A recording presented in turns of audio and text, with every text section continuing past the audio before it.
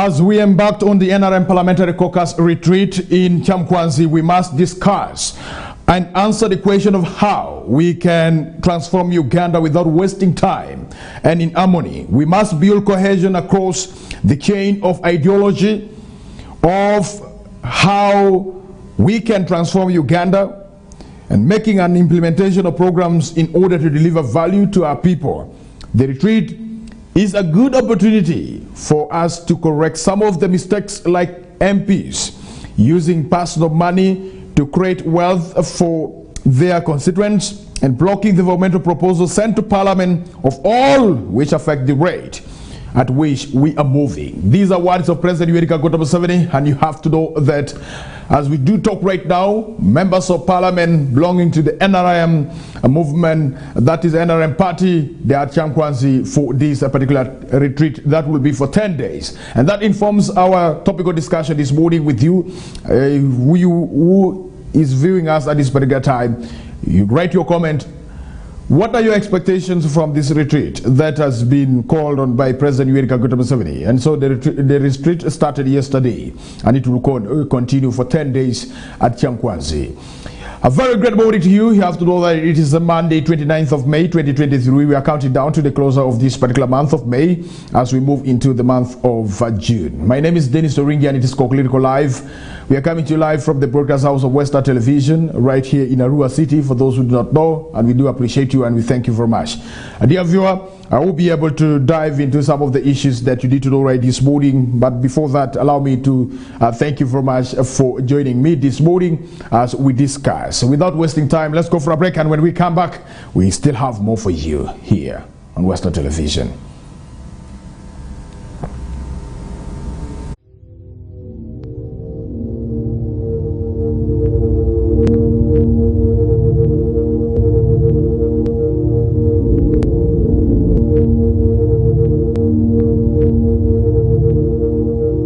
Westnile TV, lighting up the region.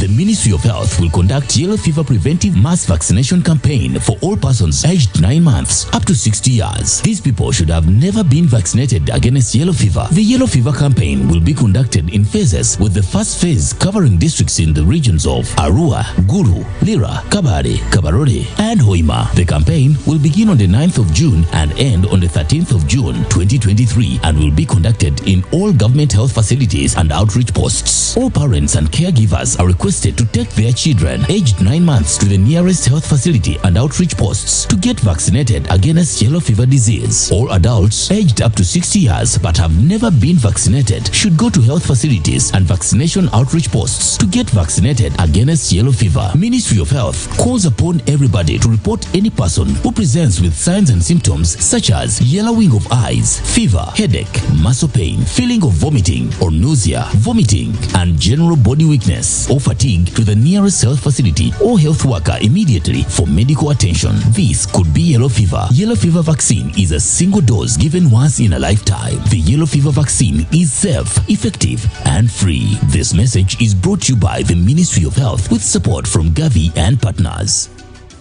Get more for less on Star Times this Easter season. Cartoon channel for best children entertainment. New global series. Local drama on Makula TV and football all around the world. Simply make weekly or monthly subscription and enjoy upgrade to the next bouquet. For classic or super bouquet customers, subscribe for a month and enjoy 5 days extra. Family time with Star Times. Star Times is regulated by UCC.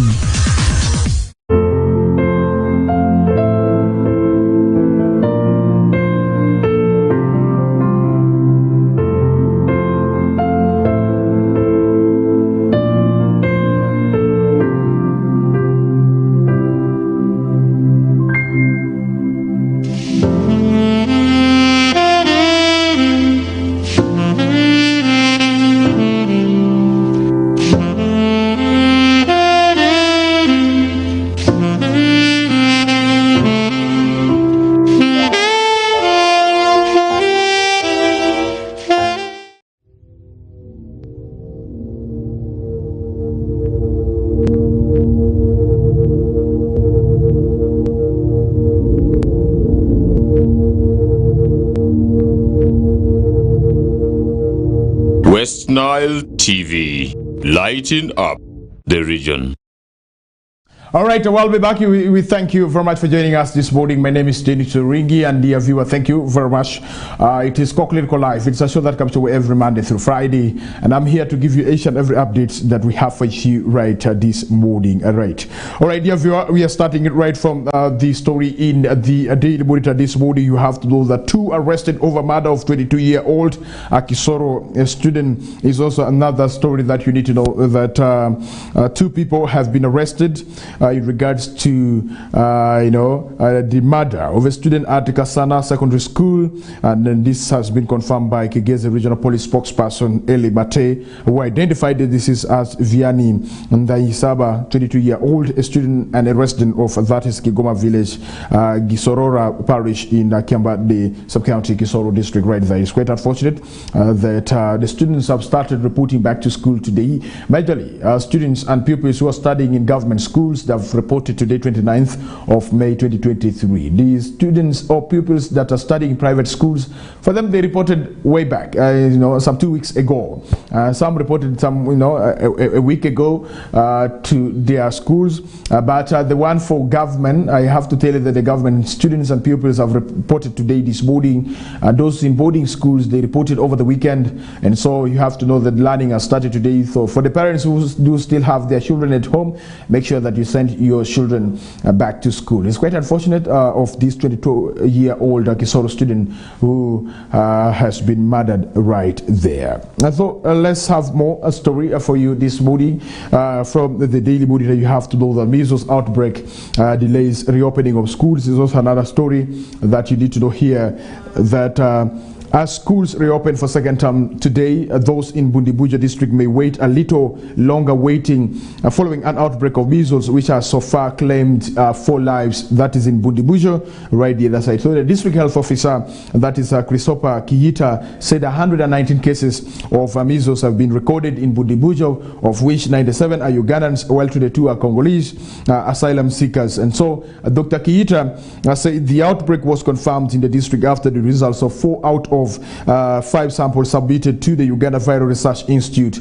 tested positive on April 26 right there. And so I think as the citizens of this country, we need to be on alert about this particular disease called measles that is not really making the pupils and students in Bundibujo to start their school together with other learners. And so that is something that you need to know that we are bringing to your attention this morning in regards to what is happening on the other side. And so I think we need to really be on high alert.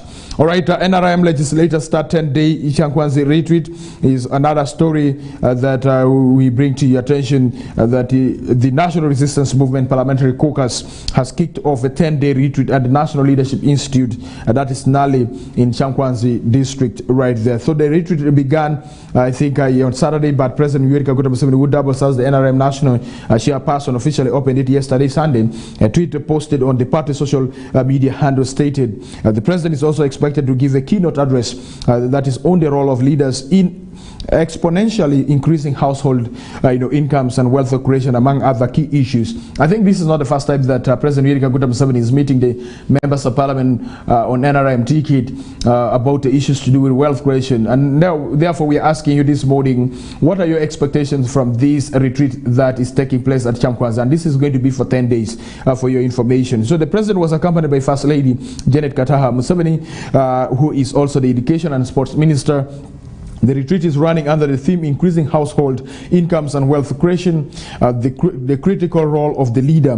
While addressing journalists at Parliament last week, you have to know that the government chief whip, that is none other than Hamson Obua, said the retreat will, among others, reawaken the party's ideology among its members and remind others or other leaders on their role in enhancing the household incomes, wealth creation and social transformation of the country. A section of opposition members of Parliament who support the NRM manifesto, Obua added, had also received invitations to attend the same retreat.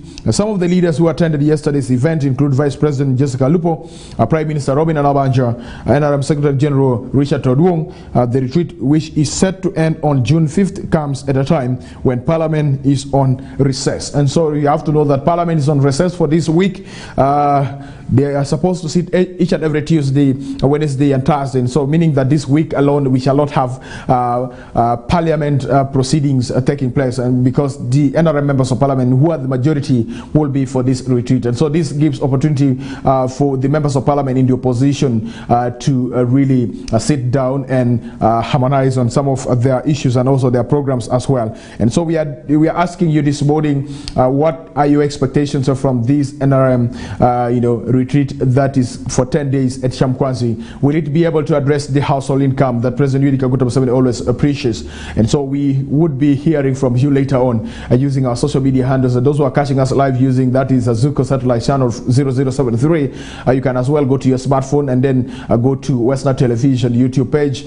Just write your comments and drop there. Meanwhile, those who are also following us live using that is the Star Times channel 477, we thank you very much. For you to drop your comments, you have to go to our socials, Westnile Television, YouTube, and also Facebook, Westnile Television. We are also coming to you live on Facebook and also YouTube at the same time, and so you can drop your comments right there. We shall be able to sample your comments as well. And not forgetting those who are following us live using the Twitter handle, in as far as updates are really concerned. And so we are going to really sample your comments later on right here on Westnile Television. We do thank you very much. Let's come back to Westnile. I have to tell you that Arua Central Division, Arua City, they were able to pass a budget of that is 4.3 billion. This is to run the affairs of the Central Division that we have in Arua City. You have to know that Arua City currently have two divisions, that is Aivu Division and Arua Central Division. And so the 4.3 billion, this will really focus on education and health. And so the priorities for the Central Division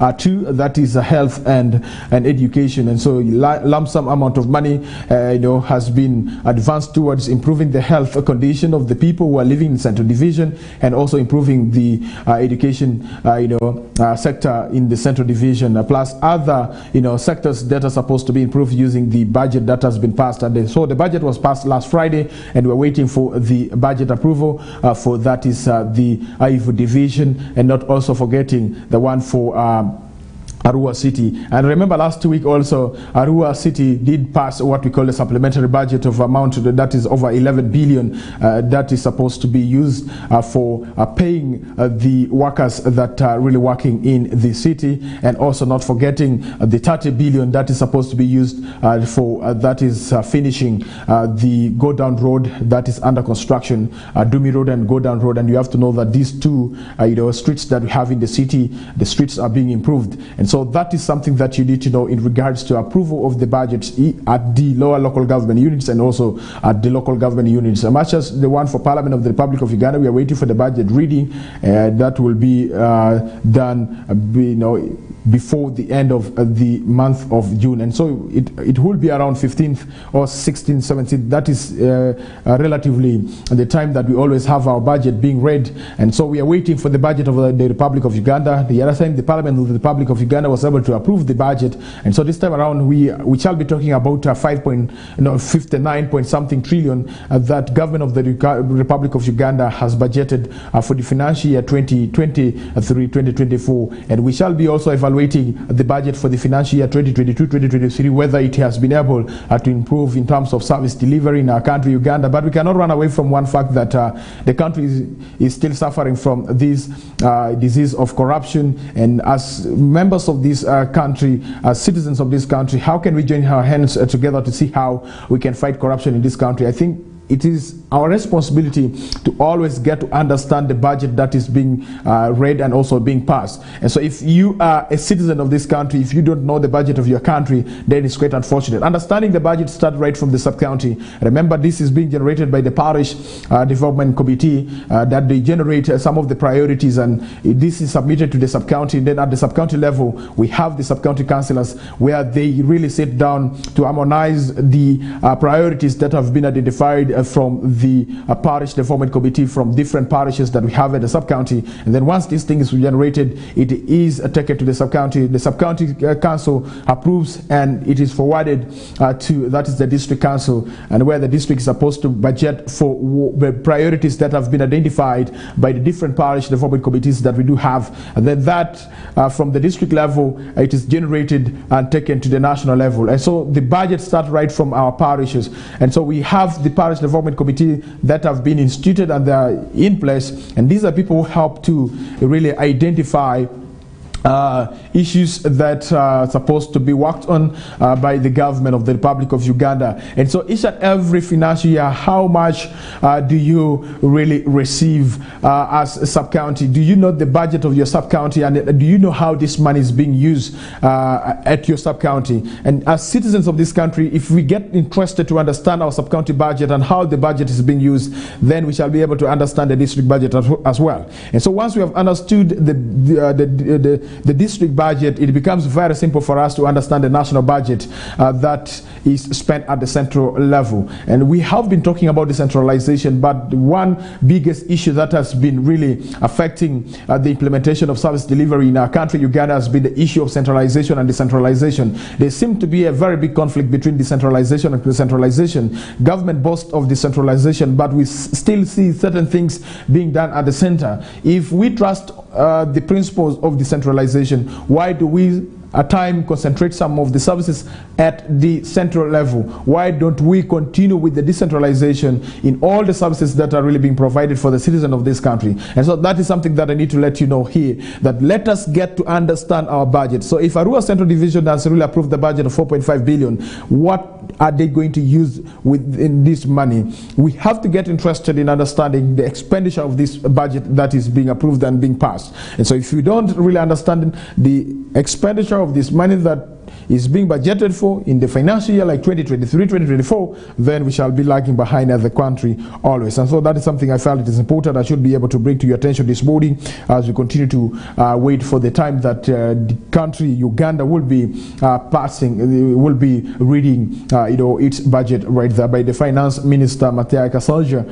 who is in charge of finance in this country, economic development. And so that is something that you need to know. And so another story here, that not Kigezi Diocese ordained 6 Church of Uganda clerics is also another thing. 16 Church of Uganda clerics have been ordained in North Kigezi Diocese. I think this is good news for North Kigezi Diocese. So the Anglican Bishop of the North Kigezi Diocese, Right Reverend Onesimus Asimwen, has urged 16 newly ordained Church of Uganda leaders to focus on serving the Lord and not serving themselves. And nowadays, some of the religious leaders no longer do what they are supposed to do because instead let others come after God. Doing God's work needs patience and honesty because it is full of temptations, and so know how to handle them in case they come. Bishop Asimwe advised the 16, who include reverends and deacons. And so Bishop Asimwe also asked church leaders to respect their calling from God. To Christians, you must respect God's people because they are called by Him to do His work, but at times you mistreat and abuse them. I ask you to always work with them and extend God's empire across the world. And Bishop Asimwe told Christians during an ordination ceremony at Emmanuel Cathedral in Rukunjiri municipality that was yesterday. Reverend Canon, that is Titus Baraka, who was the day's lead preacher, warned the ordained clerics against that is substituting their purpose to serve God with being over ambitious. Go and serve His creatures. He will uplift you at the right time, he noted.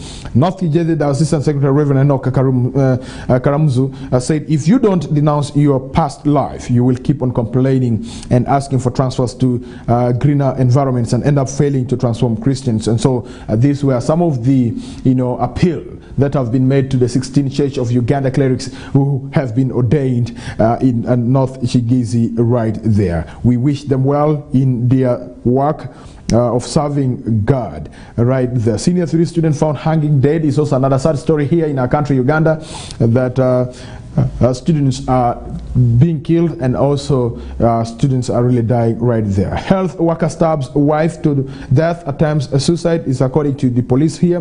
That police in Rukungiri district in Western Uganda have detained a health worker on allegations of murder and attempted suicide. Jackson Arinaitwe, attached to Ngoma Health Center 2s in that is Nyakisenyi sub-county in Rukungiri district, is accused of stabbing his wife in it Natukunda to death before he allegedly attempted to take his own life right there. The incident happened at their home, that is at the Renanura cell, Nyabitete Parish, Buyanja sub-county right there. It's quite unfortunate right there that also went to school. They have studied. They're supposed to be fast to reason, to know what is wrong and what is good. They are really committing such atrocity. I call it atrocity because taking someone's life, it's not something that is. Why can't you start with your life before you get onto somebody's life? You want to take somebody's life, and therefore you want to continue living. It's quite unfortunate right there.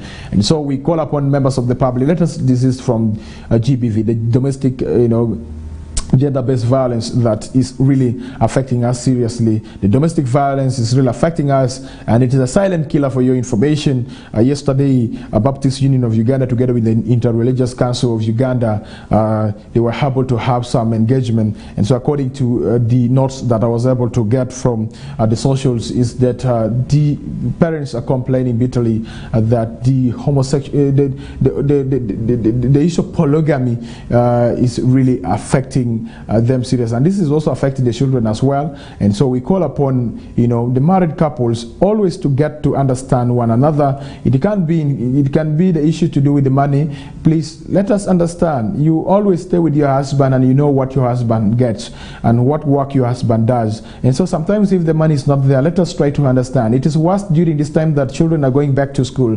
You'll find that there will be a lot of misunderstandings at our home between couples. You find that the man will be saying that I have this money, the woman will be saying no, you have other money, please can you take this child to school, can you pay to the fullest, can you submit 100, pay 100%, and yet the man will be saying no, I don't have this money. And remember, this man also has to provide for feeding at home. And so we need to join our hands together, more especially the working class. It's quite unfortunate that this kind of killings is happening with those who are educated and they call themselves working class. The people who dig gardens, it's very rare to hear that a man has really killed the wife. These peasant farmers, they will never kill themselves over these issues that the educated people always suffer from, because for them they know that they depend on garden.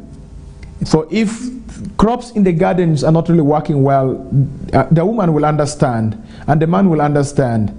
But with the working class, these people who earn salary, it's quite unfortunate that the issue of GBV is very common with the educated people, unlike with those who have not gone further with their education. And so it's quite unfortunate. And so I call upon the educated people to use the knowledge that they attain from different universities, institutions, to get to understand how life is about. Now, if all of you earn salary and you cannot agree on how to use the money that you get at the end of the month, then it's quite unfortunate. And you make these peasant farmers to understand better than you, because it's very rare to hear that peasant farmers have killed themselves. A man who is a peasant farmer killing a wife who is also a peasant farmer, because they understand among themselves. They know that they depend on the garden, and so if the crops are not doing well, the woman will understand. The man will as well also understand. But these salary earners, they use PIN number for withdrawing their salary. They are the most confused people. I know I'm one of them also that earn salary, but I'm not more confused than those who are more than confused. Because how can you kill your wife? Yes, it can be other reasons apart from maybe issues to do with money. But I thought, as an educated person, you should be able to understand and analyze the situation, and you should be able to provide solution to the problem at hand faster. But now if you go ahead picking a knife and stabbing your wife to death, then it's quite unfortunate. And so that is what police is investigating, and we shall be able also to keep you updated on that. Security guard survives lynching after shooting border cyclists is also another issue. I think misuse of guns in this country is becoming rampant. I do not know what is supposed to be done. Can we withdraw all the guns from the hands of those who are holding the guns? Because we don't have serious wars in this country. In actual sense, in developed world, police don't use guns. The police are given batons, and even the security guards do not use guns. Guns are only given to few individuals who guard, places that are supposed to be guarded properly. I can remember in the past when I used to live in the barracks where soldiers live, a soldier is not supposed to go home with his gun. A soldier only signs for the gun when he's going on duty, and when he comes back from guarding maybe some places, he brings back the guns to the armorer. And then what is happening right now, we allow these people to go with these guns to their home, and we don't even regulate them. And these guns that are being used by the security officers, these are guns that are being rented, being hired, from the government of the Republic of Uganda for these security, organizations to use. And so if we see that guns are being misused in this country, what are we supposed to do? So I think there should be a conversation about the usage of guns in this country. And it's quite unfortunate that nobody seems to be bothering to have a discussion how these guns are supposed to be used. Suspending the license of 39 security organizations is not enough. Private security organization is not enough. And so we have to take these, guards for refresher training and courses. Instead of taking the members of parliament at Kyankwanzi for 10 days, why don't we, summon these security guards at Kyankwanzi for some serious training? Those who are holding the guns, the members of parliament are not holding the guns, and we seem not to be addressing the real issues that is affecting our country. We continue to spend money on those who have money already. I don't want to really agree with what has been written in the book of Matthew, that those who have, they will continue to be added, and those who don't have, they will continue to subtract from them. I know those are not the real words that have been written in the book of Matthew, but it is a simple explanation that I can really give to you. Members of parliament who do not have guns and they have money and they understand, they went to school, they are being taken through household income at this particular time. Do we need this to be told to these members of parliament? I thought that we should be using the 10 days for really sensitizing and also impacting sense into the minds of these security guards and those who are holding these guns. I expected President Yoweri Kaguta Museveni to really have a meeting with the bodyguards and drivers of these VVIPs that we have in this country at Kyankwanzi, and he listened to them, and also have time with the managers of the security organizations that we do have in this country. They should be taken through some training so that they get to understand the security situation in this country. And so this is where we have reached as a country, that those who have, they will continue to have. Government will continue to spend on them in the name of, preaching to them wealth creation at the household level. The information is being given to the wrong people. The people who need the information are these a poor household. Why can't we identify the household heads of this household that are really doing badly, and they are talked to? And this is in regards to the presidential tour across the country. You see the people who are being invited and given nice chairs to sit on are not these family heads of the poor households. There are people who have already, and those that are being preached, those that the gospel is being preached to, the gospel of household income, are left to stay out. And so that is something that I have to tell you, that as a country we need to go back to a drawing board. We need to put our priorities right. We need to identify who are the people that we need to talk to at this particular time. Do we need to have members of parliament for 10 days at Kyankwanzi, and they're being told how they can really improve household income? Some of the members of parliament, they don't even have garden, and they have never even improved the household income of their own family members, by the way. And then they're going to spend billions of money. The government will spend billions of money in organizing this retreat. I think we have lost our priorities as a country. And so we need to really go back to the drawing board. I am talking about the gun shooting in this country. It's really becoming very rampant. In Arua alone, I think 10 people have been shot dead, including thieves. Each and every time people are burying. Some of the bodies are not being claimed. There's a gentleman who was buried at Niva. He stayed in grave for almost 10 days.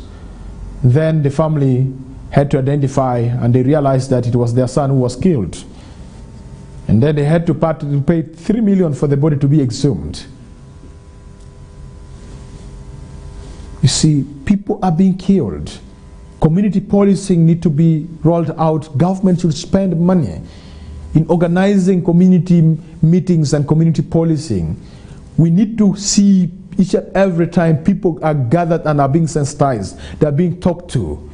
Because the media houses that we do have, they have done their part and they continue to do their part. But now it's time also to get out of the media houses and we go now to the community. Not all might be listening. Not all might be having television. Not all might be having radios at their home to listen to the messages that are being packaged. We need to spend money now talking to the members of the public. And so that is the advice that I can give to the government of the Republic of Uganda, that we need to get our priority right. Calling members of parliament for retreat, and they take 10 days for this retreat. Yet this is not their first time to go for this kind of retreat. I can remember when they were so newly, they were also taken for retreat. And they were told the same thing, wealth creation. And this time around, again, wealth creation. Let it not be balanced, spending money because we are coming to a financial closure, the closure of the financial year. I hope it is not accountability to see that the money that has been allocated either to the NRM party is properly spent. We need to really get our priority right. Yes, President of the Republic of Uganda has the right to call for a meeting, to call for a retreat, but having the retreat for 10 days with the educated people, I think it will be a wastage of time to me. You can as well write your opinion. This is my opinion as Dennis Oringi, looking at the issues that you have in this country, that the issues are supposed to be solved. We cannot continue to have government of the Republic of Uganda spend a lot of money on those who have the money already, and we leave those who don't have the money to continue to suffer in that state. Plans for truck reconciliation at Uganda-Kenya border gear up is also another story that you need to know. That Parliament raises a red flag on government money lender is also another issue that you need to know here. And that Parliament on Thursday wrath attempts by the government to borrow more than 2 trillion amid serious concern that the latter is weaving the country's immunity to lenders. The lawmakers reasoned that in such a case, lenders can easily take over state assets in the event that the economy is pushed to defaults. The government had sought parliamentary approval to borrow up to, that is 2 trillion, facilitated by little known Amorogog, that is Capital Limited, the Sovereign Infrastructure Group and other financial institutions to finance 2022-2023 budget, which has less than 2 months to expire. The House Committee on National Economy has equated some of the government's borrowing at commercial rates to clear loan obligations, including to the central bank, to a Ponzi scheme. They termed that to be a Ponzi scheme. In the budget support loan request, the government presented a list of outstanding unpaid invoices for the current financial year as at May 11th, amounting to 7.1 trillion. Among the unpaid invoices is VOT 130. Treasury operations are valued at 5 trillion. The House Committee learned that part of this is the more than 2 trillion in form of advances from the central bank to the government. Quoting from the committee deems this as borrowing to pay back another loan, which leads to high interest costs to government. It noted that before recommending that government sticks to borrowing to finance critical productive elements of the budget to avoid Ponzi scheme practices, which are eventually very expensive. Part of the loan from the loan request to the borrowed, that is the Sovereignfra and SEL, was to finance what the Ministry of Finance called the approved supplementary budget for the financial 2022-2023. This is to a tune of 1.52 trillion. Parliament found that this creates an excess of 826.9 5 billion. The conflict in facts and figures, lawmakers say, poses a risk of mismanagement of the realized funds right there. And so on May 23rd, the finance minister presented a motion seeking House approval for the government to borrow more than 3.3 trillion. This includes the International Monetary Fund quota allocation, special drawing rights, and the facility from ACL and Sovinifra. This finance minister, Matia Kasaija, further revealed was to finance the government of Uganda budget for the financial year 2022-2023. Parliament approved the International Monetary Fund's loan. Now, questioned, although Parliament had been informed that two lead arrangers, the Sovinifra and ACL, had offered the best terms among 8 other creditors, it raised strong reservations about their capacity. Sovinifra is a company organized and existing under the laws of the state of Delaware, USA, while ACL is a company organized and existing under the laws of Kenya. On the other hand, the internet search on ACL confirmed its legality as per the draft financing agreement as being domiciled in Kenya of their website. The House report reads, by information on their website, Parliament found that ACL is an adversary and debt capital raising firm headquartered in Nairobi, Kenya, which provides corporate finance and advisory services to middle market clients in Kenya, Eastern and Sub-Saharan Africa. Their typical client, the House notes, is a private company with revenue that's 37 billion. That is the 371 billion, seeking a capital or advisory transaction of a minimum of that is 19 billion. Upon expressing concern about the proposal by the government to borrow an amount higher than the company's typical maximum of $100 million US, the committee was informed by the finance minister that the Financial Intelligence Authority did due diligence on the two lead arrangers. The Financial Intelligence Authority, the committee had found them suitable to mobilize resources required by the government. The committee demanded a due diligence report, which was provided by the Finance Ministry. Upon receipt of the due diligence report, however, the committee noted that the Financial Intelligence Authority had a number of specific concerns. Novices, both ACL and Sovinifra, FIA found are relatively new companies with limited demonstrated experience in structuring innovative funding options for national governments, whereas the respective company directors appear to have extensive experience in structuring financial transactions, and this was reportedly on account of their previous work experience and occupations. Several of the self-reported projects in the documents provided for the due diligence were undertaken by companies where Sovinifra's founders were previously employed. The transaction provided as evidence of the completed deals in Kenya. Financial Intelligence Authority investigators have found appear to be mere proposals that are yet to be approved. They therefore could not be independently verified in terms of status amounts involved and the role played by ACL and its partners. And so ACL and Sovinifra did not provide audited books of accounts despite a request by the Finance Ministry for both companies to do so. And so this is something that you need to know. I wanted to bring this to your attention so that you get to understand who are the money lenders that government of the Republic of Uganda want to rely on in borrowing money to finance the supplementary budget of the financial year 2022-2023. And so if government of the Republic of Uganda continues to borrow money from money lender that their financial statements seem not to be good, then this puts the government of the Republic of Uganda at risk. That means that once the government makes that mistake of borrowing from such money lenders, it will be asked the taxpayers to suffer to pay this loan that government will be able to borrow. And so therefore, the Committee on National Economy was able to advise government fairly well. In asking Parliament to reject the loan request given the concerns raised by the Financial Intelligence Authority and the committee findings, the committee also demanded action to be taken against officials behind the proposal. Should we say that some few individuals just start somewhere and then they agree and say, let's borrow money from these money lenders? Maybe they know that they will be able to benefit from these money lenders if the government of the Republic of Uganda borrows money from them.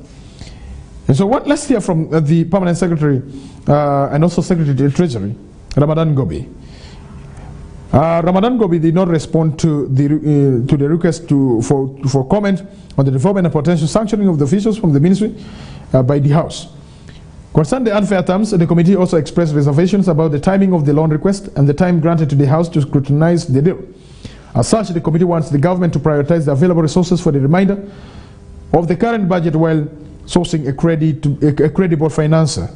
To acquire the loan, the government had to fulfill a number of conditions. These include: 1, legal advice or clearance of the agreement by the Attorney General, approval of the deal by Parliament, a certificate signed by an authorized signatory of the government setting out the full name, title and specimen signature of each representative of the government authorized to sign on its behalf the finance agreement, and any documents to be delivered by the borrower.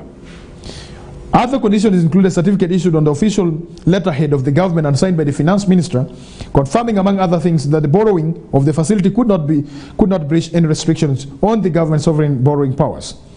And so one would be asking, why am I bringing this to your attention? Remember, whatever government borrows, it comes back to us, the citizens of the Republic of Uganda, who are the taxpayers.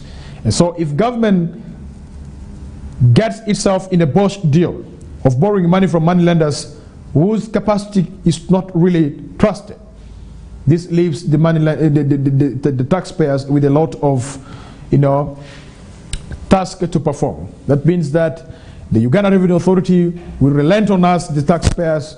We shall be subjected to some of the direct taxes and indirect taxes that will affect us financially as the citizens of this country. And so therefore, I advise Parliament of the Republic of Uganda to be very wise and to use all the knowledge that they have to scrutinize the papers that are being presented before them in regards to the loan that the government of the Republic of Uganda wants to borrow. And so that is something that you need to know. 7 minutes past 0 over 8 AM right on Westnile Television. I'm glad you're still watching KOKOLIRIKO live on Westnile Television. My name is Denis Oringi. Let's go for a break, and when we come back, we still have more for you. Good morning. I'm telling you that all the spirits of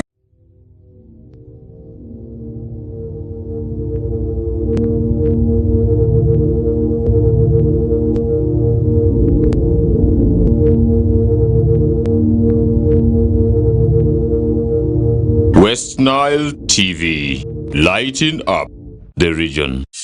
The Ministry of Health will conduct yellow fever preventive mass vaccination campaign for all persons aged 9 months up to 60 years. These people should have never been vaccinated against yellow fever. The yellow fever campaign will be conducted in phases, with the first phase covering districts in the regions of Arua, Gulu, Lira, Kabare, Kabarore, and Hoima. The campaign will begin on the 9th of June and end on the 13th of June 2023 and will be conducted in all government health facilities and outreach posts. All parents and caregivers are requested to take their children aged 9 months to the nearest health facility and outreach posts to get vaccinated against yellow fever disease. All adults aged up to 60 years but have never been vaccinated should go to health facilities and vaccination outreach posts to get vaccinated against yellow fever. Ministry of Health calls upon everybody to report any person who presents with signs and symptoms such as yellowing of eyes, fever, headache, muscle pain, feeling of vomiting or nausea, vomiting, and general body weakness or fatigue to the nearest health facility or health worker immediately for medical attention. This could be yellow fever. Yellow fever vaccine is a single dose given once in a lifetime. The yellow fever vaccine is safe, effective,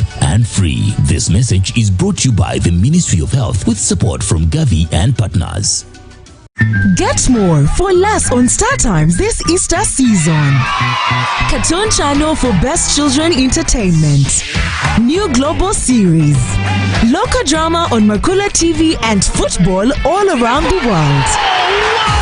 Simply make weekly or monthly subscription and enjoy upgrade to the next bouquet. For classic or super bouquet customers, subscribe for a month and enjoy 5 days extra. Family time with Star Times. Star Times is regulated by UCC.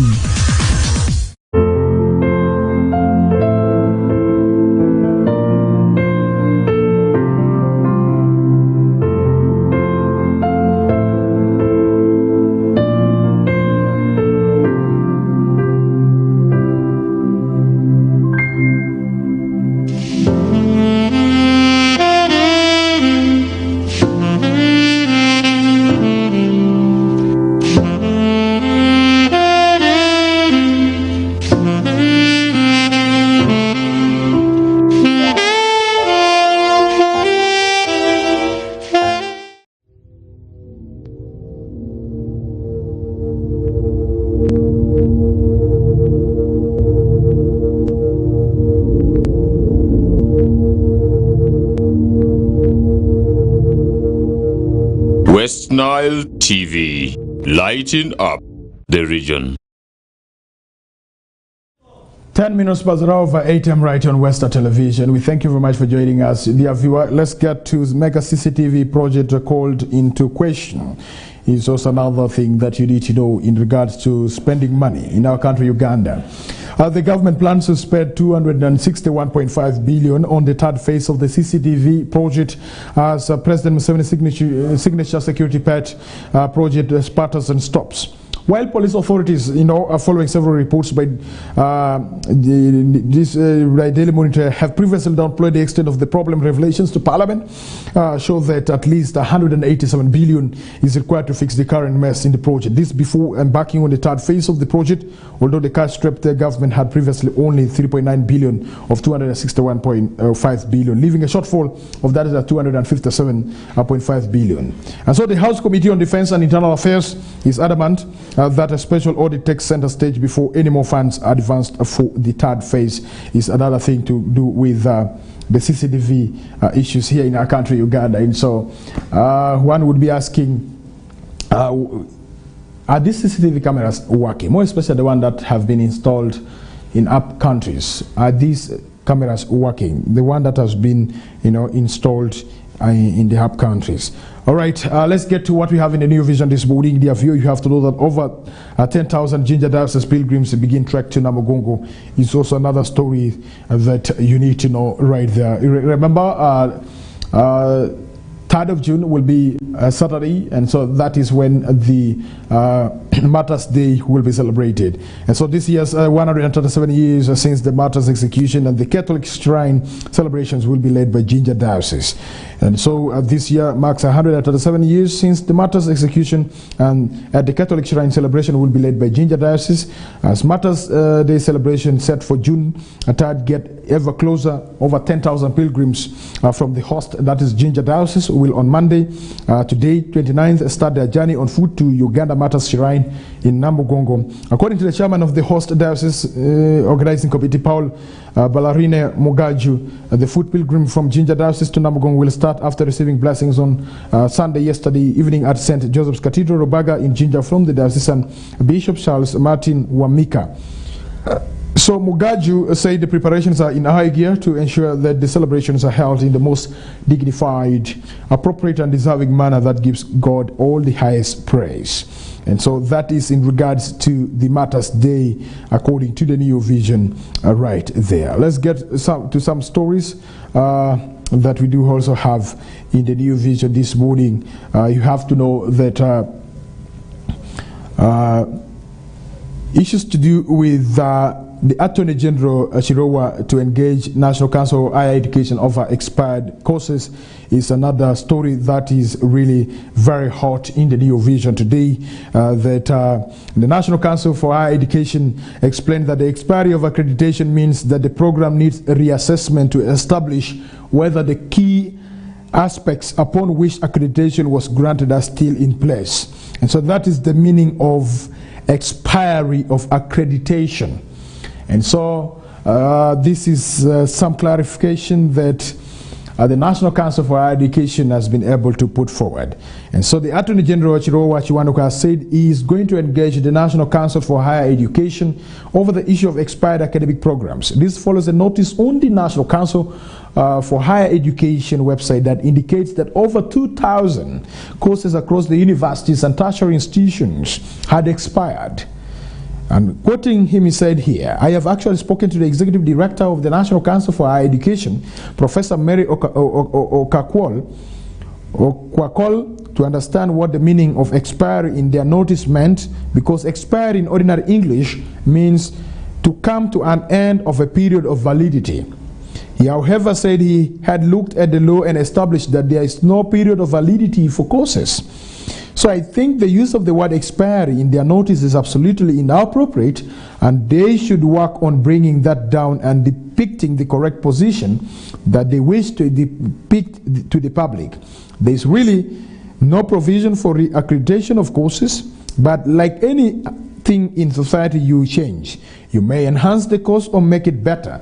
That's according to the Attorney General, who is the legal advisor of government on legal issues. And so we believe that with the advice from the Attorney General, this will really bring proper clarification in regards to the expired courses that currently it is a hot cake in our country, Uganda. There is a committee that has been acted that demonstrates one's degree not to be valued in the job market. And this, I think it is affecting those students that were able to attain, or they have been conferred with the degrees and diplomas for the courses that are being termed to be expired. And so according to the Attorney General, he's trying to tell us that the diction that has been used by the National Council for Higher Education need to be revisited. And so if the National Council for Higher Education can use different diction instead of expiry, that will be really well for that. And so the Attorney General has spoken out on this expiry of academic programs, that it is a hot cake here in our country. And so he was featured on the 2-hour show with Makerere University Vice Chancellor Professor Barnabas Namwangwe on one of the local televisions in Kampala, and this Kampala International University, that is counterpart Professor Muhammad Mpenzamihigo, Busiro East legislator Meda Sigona, was also featured on the show, which makes sense of the major events of the week. And so National Council for Higher Education meeting with the Vice Chancellors will be today. So National Council for Higher Education later explained that the expiry of accreditation means that the program needs reassessment to establish whether the key aspects upon which accreditation was granted are still in place. And so Namwangwe said last year they expressed their concern to the National Council for Higher Education over its issue of the word expired. And so, quoting him, he said that we were told the website was going to be updated, and that was 6 months ago. We have got a meeting of the Vice Chancellors on Monday, May 29th today, and we have invited the National Council for Higher Education Executive Director to address this issue. He contended that after accreditation, the universities should be left to review their programs on the National Council for Higher Education just comes into to ensure the programs are reviewed. And so Mpenzamihigo said this is a big national problem, and it is very unfortunate right there. And so these were words of the Vice Chancellors that we do have in this country,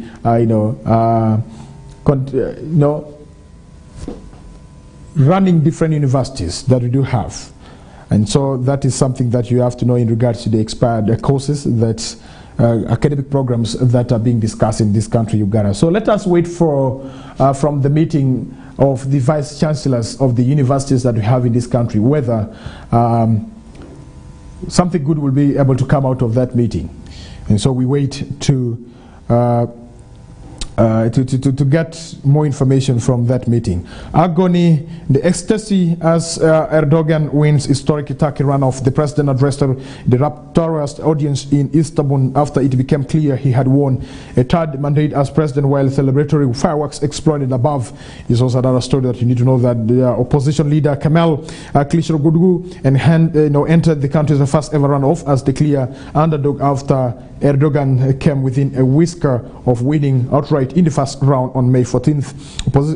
Yet his supporters harbored hopes that the secular CHP party leader could oust the Islamic-rooted conservative president against all the odds. After all, that is Kılıçdaroğlu picked up more votes against Erdogan than any other opposition leader, denying him a first round victory of the first time in his dominant rule right there. A miracle is still possible. 32-year-old shop worker Eslin Avexis had told, that is AFP, in Istanbul while voting continued. But as the first ballot boxes were emptied for the count at an Istanbul school used as a polling station, a heavy silence descended on the mostly CHP observers in the room. And so you have to know that Turkey is for election right there. And so the Erdogan wins historic Turkey runoff is the news that is coming through on the international scene, on the international scene in regards to the Turkey election negotiation that is ongoing right there in Istanbul. And so more stories from the New Vision this morning. Before we dive into what is happening in the world of sports, allow me to tell you that CSOs highlight funding gaps in shillings of 52.7 trillion national budget. Is also another story that the civil society organizations have really come out to really box the budget that has been passed by Parliament of the Republic of Uganda. And so the CSO also cited the limited allocation to essential medicines, which they said affects stocking of drugs in hospitals, is what they have to say. So Parliament last week approved the 52 trillion budget, representing a 16% increase in the last 3 years, from 45.5 trillion in 2020-2021. However, according to the CSOs under their umbrella body, the Civil Society Budget Advocacy Group, that says despite the increase in the budget, there is limited allocation to various productive sectors of the economy and discretionary expenditure by the government. And so blood shortage, the CSO pointed out the drop in allocation for blood allocation, processing and distribution, whose funding has dropped from 23 billion in the current financial year 2022-2023 to 21 billion in the financial year 2023-2024 right there. According to the CSOs, this means the government will not be able to cover a deficit of 150,000 units of blood needed in the country. The current blood allocation can only enable Uganda blood transfusion services to collect the 300,000 units of blood against the need for 450 units per schedule from the Center for Health Human Rights Development. And so the CS also cited the limited allocation to essential medicines, which they said affects stocking of drugs in hospitals. While the financial year 2023-2024, the government has allocated national medical stores 581 billion for procurement of essential medicine need for that is 782 billion. So this is something that you need to know in regards to the 52.7 trillion that Parliament of the Republic of Uganda was able to really, pass last week, and he's awaiting the reading by the finance minister. I think this will be around 15th, 16th, 17th of the next month of June. And that's something that you need to know. Dear viewer, 22 minutes past hour over 8 a.m. right on Westnile Television. Let's go for a break, and when we come back, we still have more for you in the world of sports this morning.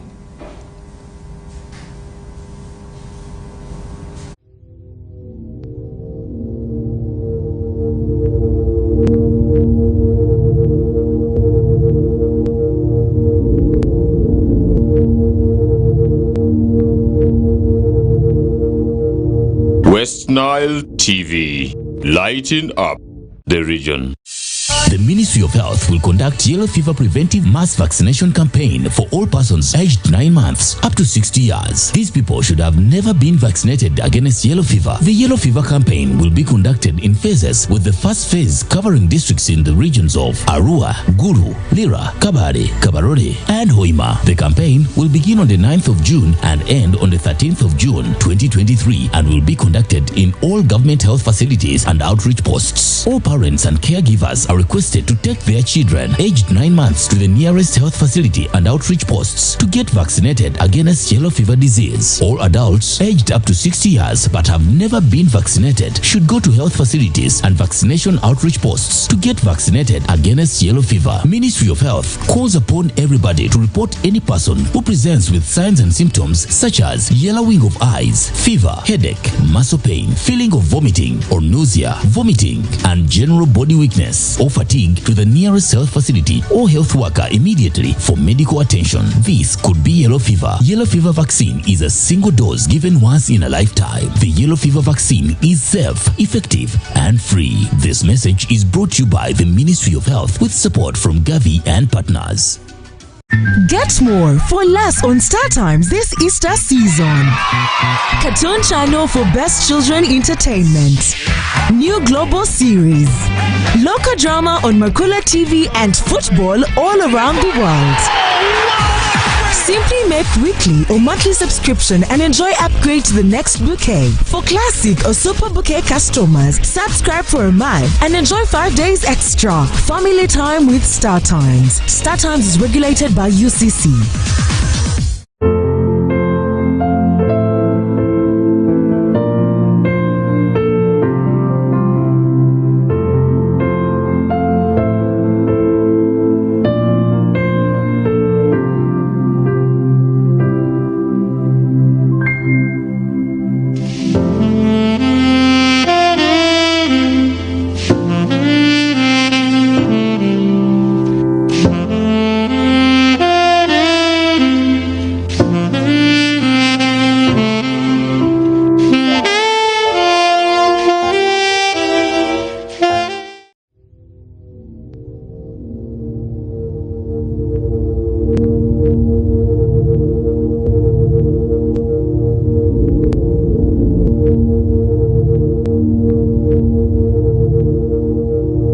Westnile TV, lighting up the region.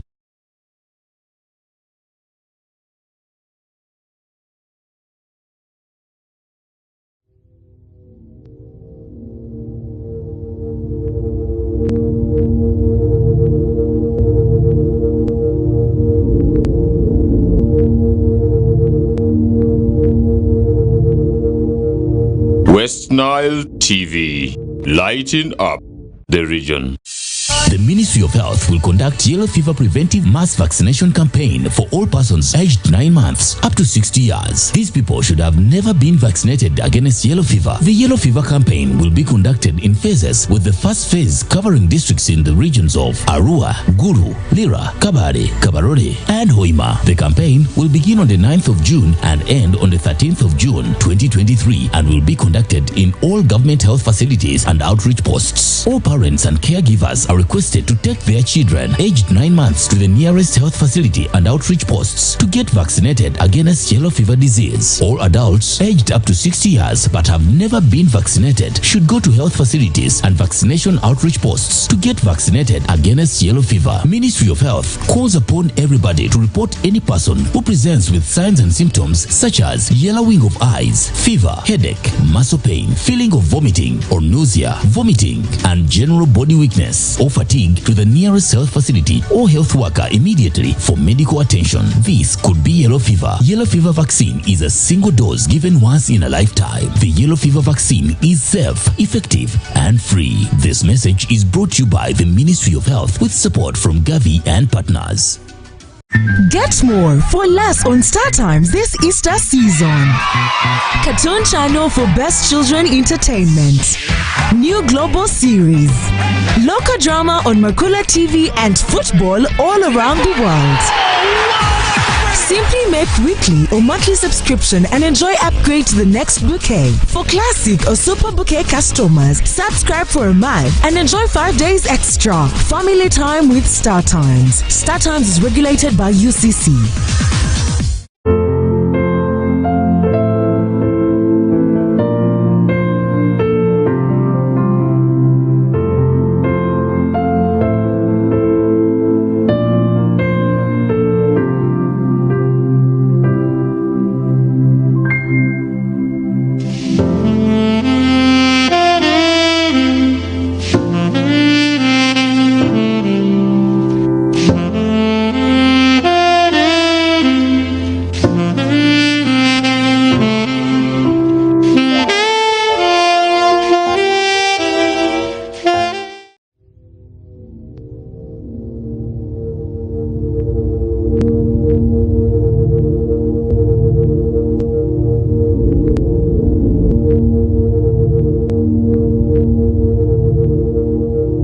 Westnile TV, lighting up the region. All right, well, we're back. We thank you very much. You're still catching us live. And this is KOKOLIRIKO live on Westnile Television. My name is Denis Oringi.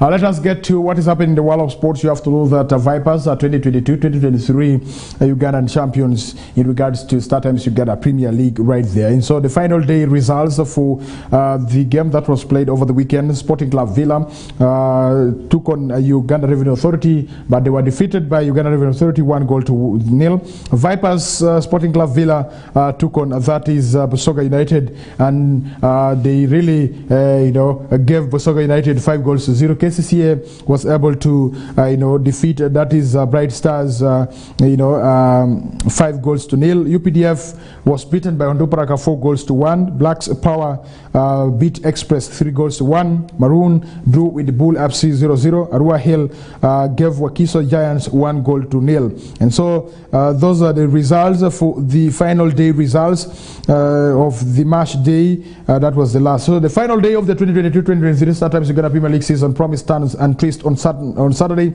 It did not disappoint as first ended in third, second in first, and 11 goals were scored in 3 title determining matches to cap a fitting final.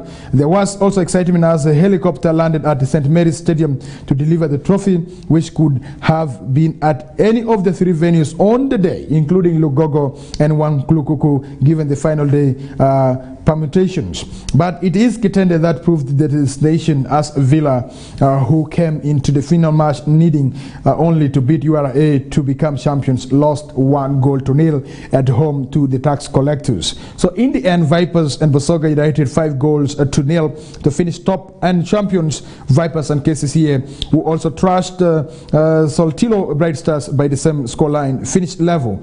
That is on 53 points, but the Venom's superior goal difference prevailed. This was the first ever time Vipers were successfully defending the league title, this being their sixth gong at the packed Wankulukuku. It is Najib Fisali's 61st minute a goal for Uganda Revenue Authority that ended Villa's dreams of ending their 19-year-old wait for a league title that is add to their record 16 right there. So the Jogos then fell from first to third, where they ended on 52 points, just one behind Vipers and KCCA. And so Villa could have been champions with the match, to spare, had it not been for the 2 points and goals deducted late last year due to violence from a section of their fans. And interestingly, Villa's dream was ended. Coach Sam Timbe, the same man who was in charge of the last, Villa side to win the league in 2004. And so at St. Mary's, Vipers went ahead in the 14 minutes, through striker Abubakar Lawal. Unison Tamo made it 2-0 with the superb half volley on 23rd minutes before that is Lawal completed his brace 9 minutes after halftime. And so Martin Kiza and Pilsner man of the match Bright Anukani scored 2 more to round off the lap of that is honor to the title. At Lugogo, Uganda Cranes youngster Rogers Mato ran the show, the forward scoring 4 goals in the tamping of Bright Stars. And Mato's first came in the 48th minutes before adding others in the 61st, 88th and 94th minutes. His fourth was from the penalty spot. Charles Luanga scored 1 in between. Up north, we have Daniel Otim, Dickens Okwi and Robert Eseru scored for relegated Blacks Power in the 3-1 win over Express. Alan Akaiwa scored Express consolation that is finished the season top scorer with 13 goals, 1 more than Villas, that is Charles Mbale. In West Nile, Innocent Media netted the only goal for the match as Arua Hill beat Wakiso Giants right there. Relegated Ondoparaka also trashed that is UPDF 4-1 at the Soldiers on Bombo backyard.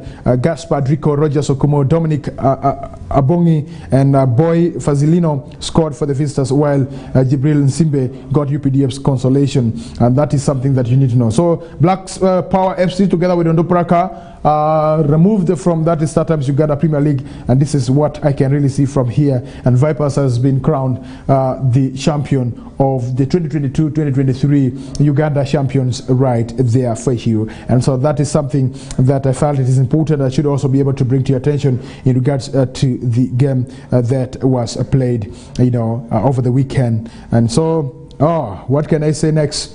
Loved it together with that is Lady Susie and Benson. They will be doing the analysis of the just concluded 2022-2023 Startimes Uganda Premier League, where we have seen Vipers crowned the champion of the game right there. And so we shall be keeping you updated. Let's get more in the world of soccer or sports this morning.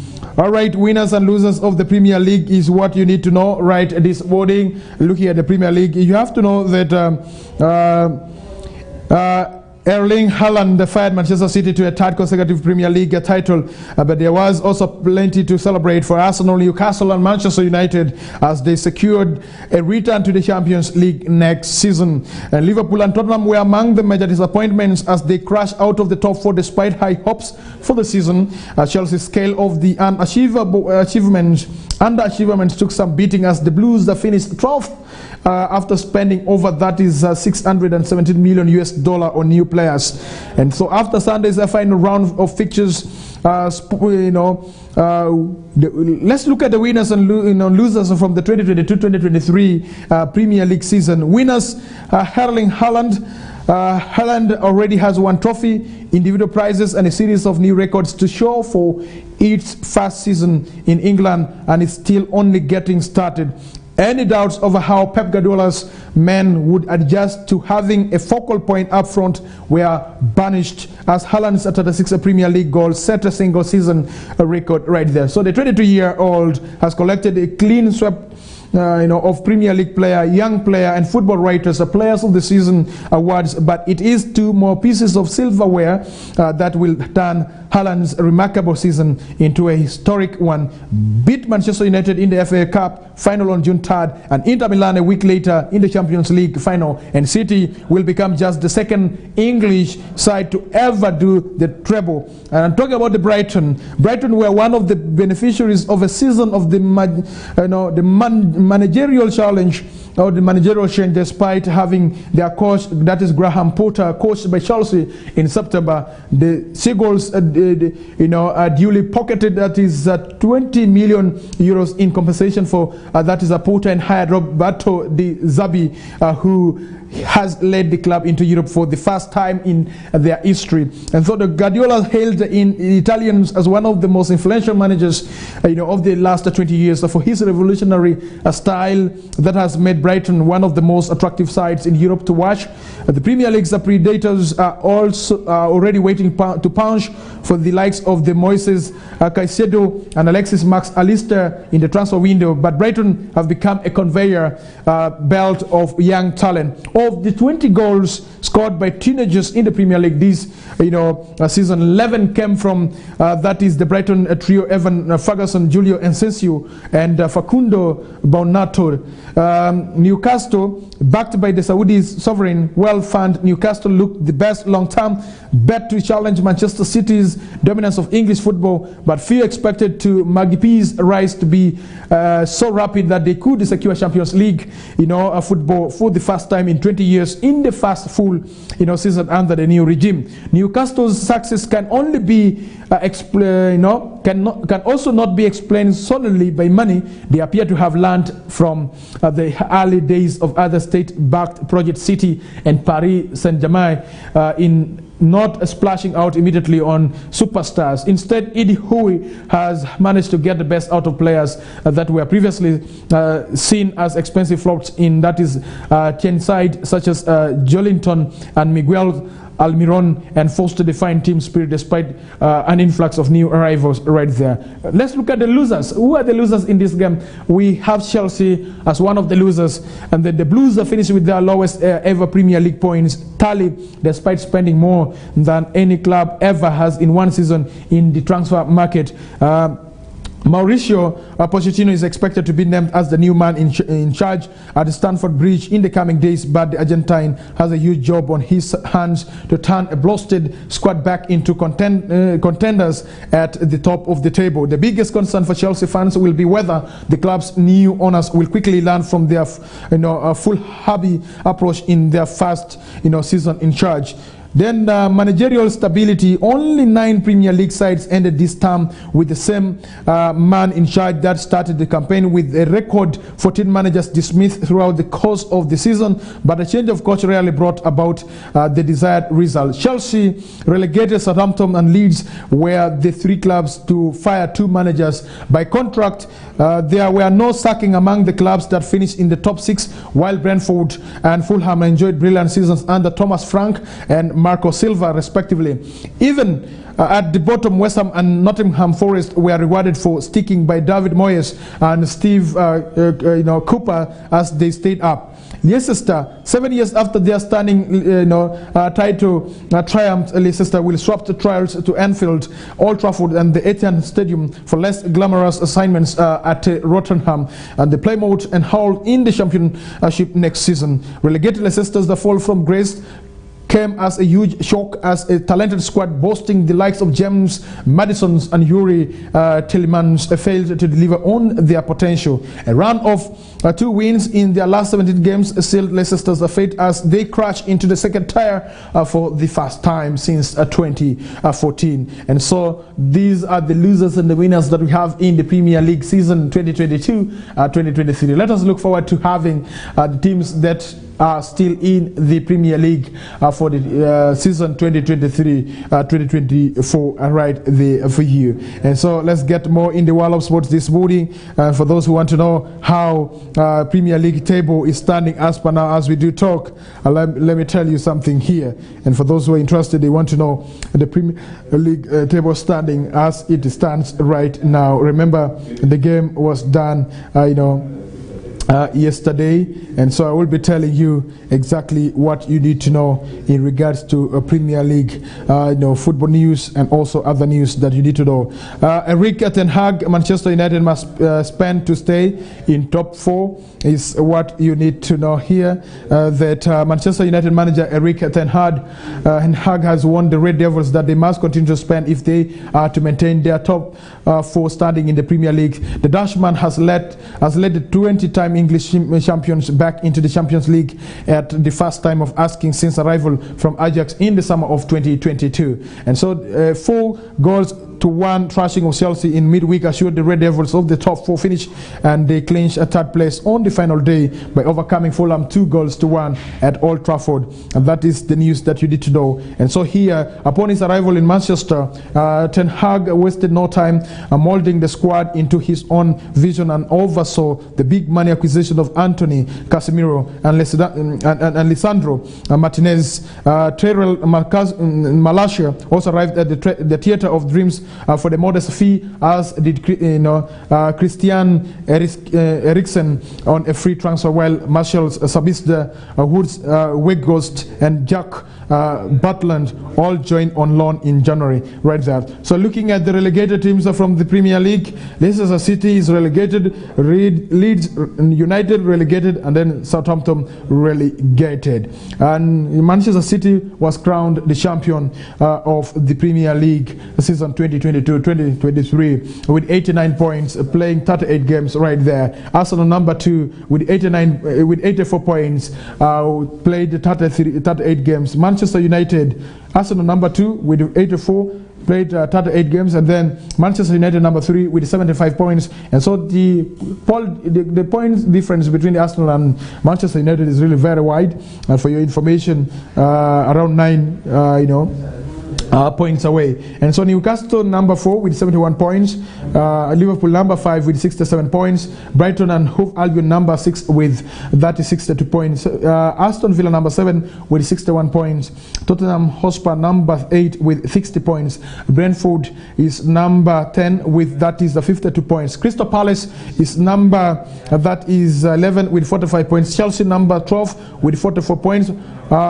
Wolverhampton Wanderers number 13 with 41 points, West Ham United number 14 with 40 points, and then Bournemouth number 15 with 39, Nottingham Forest number 16 with 38, and then Everton number 17 with 36. So Everton survived the relegation zone, and so we are seeing 3 teams that have been relegated: Leicester City, Leeds United, and Southampton right there for you. And so that is the news that you need to know. Let's get to that is transfer news for you.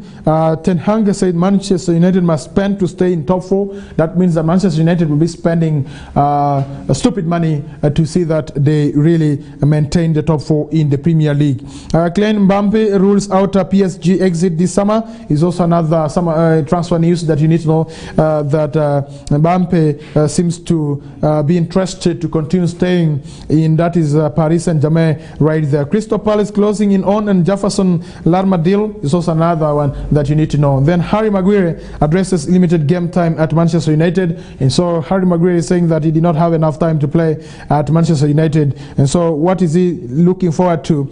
So Manchester United captain Harry Maguire has admitted that he would ideally like to feature on a more regular basis for the 20-time English champions. So the 30-year-old made just his 8th Premier League start of the season in Sunday's clash with Fulham at Old Trafford. Maguire played the full 90 minutes of what proved to be 2-1 success for the Red Devils, who have finished in the 3rd spot in the table ahead of Newcastle. And so, however, the English international is expected to be back on the bench for the FA Cup final against Manchester City next weekend, with the Rafael Varane set to partner Victor, that is Lindelof, in the middle. Maguire is being heavily linked with the summer exit, and there have been claims that he is more likely to leave on loan than permanently due to the size of his wages. And so the centre-back looked ahead to a bright future for Manchester United when questioned after the clash with Fulham, but he also admitted that he wants to feature on a more regular basis. And so, quoting him verbatim, saying that the season is not finished yet, but up to now it has been a positive season from where we were, and I must say we are making progress. It has been a big improvement, and it is a step in the right direction, and that's according to Maguire right there. Securing Champions League football, it's a brilliant season in the Premier League, especially at Old Trafford.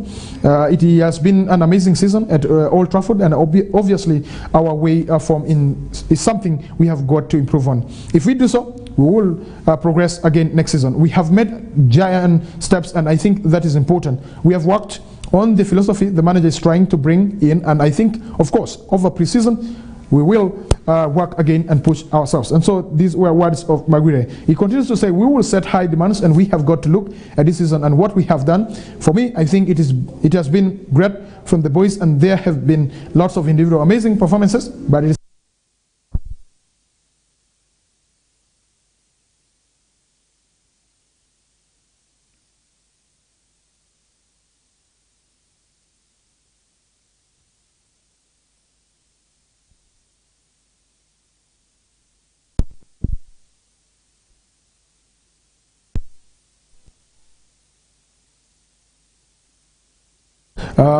looking at all rumors that you need to know is that Crystal Palace closing in on for that is a Jefferson Lerma deal is also another thing that you need to know. And then Manchester City will not entertain loan that is offers for Julian Alvarez. And then Aston Villa still keen on Manchester City midfielder Calvin Phillips, and then Divock Origi wants a Premier League return is also another thing. So Divock Origi currently plays for AC Milan is what you need to know, that Divock Origi has reportedly attracted interest from a number of teams in Turkey. However, the AC Milan striker is said to want a move back to Premier League. The 28-year-old has played a largely supporting role for Olivier Giroud in the Rossoneri forward line this season, starting just 10 Serie matches, scoring twice after impressing in the 2014-2015 campaign at the French club Lille. The Belgium international moved to Liverpool in the summer of 2014 and in time became that is a legend at Anfield, helping the Reds to Premier League and Champions League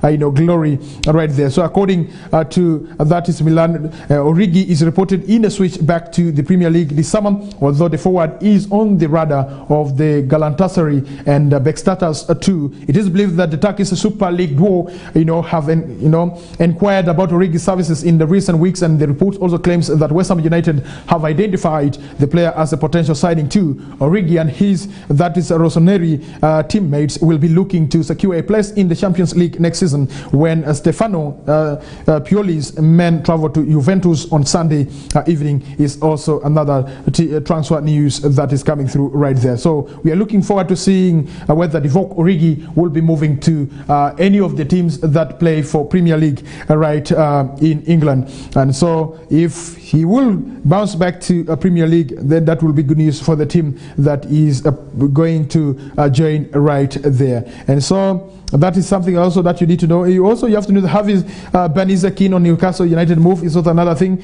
And then Tottenham Hotspur to soup for that is Monor Solomon. And then Real Madrid considering Roberto Firmino move. Newcastle United, Tottenham Hotspur keen on that is Wolverhampton Wanderers forward Wang Hee-chan. And then Manchester United make inquiry about Barcelona's Julius Kondi. And then Inter Milan to hold Romelu Lukaku discussions after Champions League final. Liverpool family in the race to sign Ruben Neves. And then Xavi says Barcelona needs a top signing to replace Sergio Busquets. It's also another team news that you need to know. Chelsea to offload either Edouard Mendy or Kepa as the Prolonga this summer, or Manchester City willing to sell Juan Cancelo for that is 35 million pounds right there this summer. Arsenal wanted longer term deal for Bukayo Saka. Manchester United Anthony Martial offer to Juventus. And then Tottenham Hotspur's leading race for that is Brentford's David Raya. And then Chelsea unwilling to lower Mason Mount's asking price. And then also in team transfer news, you have to know that the clan rise favors Arsenal move over Manchester United Chelsea. And And then Marco Asensio set to leave Real Madrid after contract talks fail. Liverpool, Chelsea keeping tabs on Romeo Lavia's situation. And then also you have to know that AC Milan make Roberto Firmino approach. Manchester United open talks with that is Adrien Rabiot agent. And then Tottenham Hotspur open to offer for that is Ben Davies. Jude Bellingham to sign 6-year deal at Real Madrid. And then also you have to know that Reece Nelson close to agreeing new Arsenal contract. Jude Bellingham moved to Real Madrid to be announced next week. And then Manchester United considering summer move for that is Taylor Adams. 4 Premier League clubs interested in Taylor Navas. Arsenal lining up move for that is Antonio Sanabria. And then Manson Mount set for that is fresh talks over Chelsea future next week. This particular week as we do talk right now, Arsenal is preparing that is £14 million for Sacha. That is Bohe bid rejected. Arsenal to replace Emile Smith-Rowe with James Maddison. And then Jules Conde insists he will not leave Barcelona this summer. And so these are some of the transfer news that are really coming through, and we shall be keeping close tab on this transfer news and giving you updates in regards to this. And so today's game we have League One. Barnsley will be taking on Sheffield, and then Swiss Super League for those who love knowing what is happening in other leagues. You have to know Basel will be taking on the Grasshoppers, and then also FC Zurich will be taking Lugano. Lausanne will be taking on Savete, and then Saint Gallen will be taking on Sion. Young Boys will be taking on Winter Hatta, and then Ukrainian Premier League we have those teams that will be taking on the games right there. Dear viewer, with that 8 minutes to the top of the hour over 9 a.m. right on Western Television, allow me to say thank you very much for being with us from the time that we started the KOKOLIRIKO Show up to this particular time that I am signing out of the studio. We thank you, we appreciate you. Continue watching Western Television. The programs will be following suit. My name is Denis Oringi. It has been a wonderful time having you, and thank you very much for following us, and continue following us. Before I sign out, let my producer flash some of the comments, if at all they're there, so that I can really sample them for you, more especially in regards to the question we did ask in the boarding. Is it necessary to have the members of parliament on NRM ticket having 10 days retreat at Kyankwanzi, where they will be taught wealth creation at household level? Is it necessary at this particular time? What are your expectations from the 10 days that the NRM members of parliament will be spending at Kyankwanzi? Can we hear from you? If you have dropped your comments, the producer can really flash the comments right there on the screen, and we'll be able to sample the comments right there. We do thank you. We do appreciate you very much. You can as well drop your comments, and we shall sample them as the program continues. And for those who might be dropping on later, your comments will stay, afloat. That is on the YouTube page and also the Facebook page of Western Television. Dear viewer, thank you very much for being with us. I'm out of here. Catch me again tomorrow for the Tuesday edition of the program, the KOKOLIRIKO Show, live on Western Television. Catch me again at exactly that is 7 p.m. as I'll be bringing for you what's happening in the world of news at exactly 7 p.m. in the Nilecast, the news hour that comes your way every Monday through Monday. Good morning.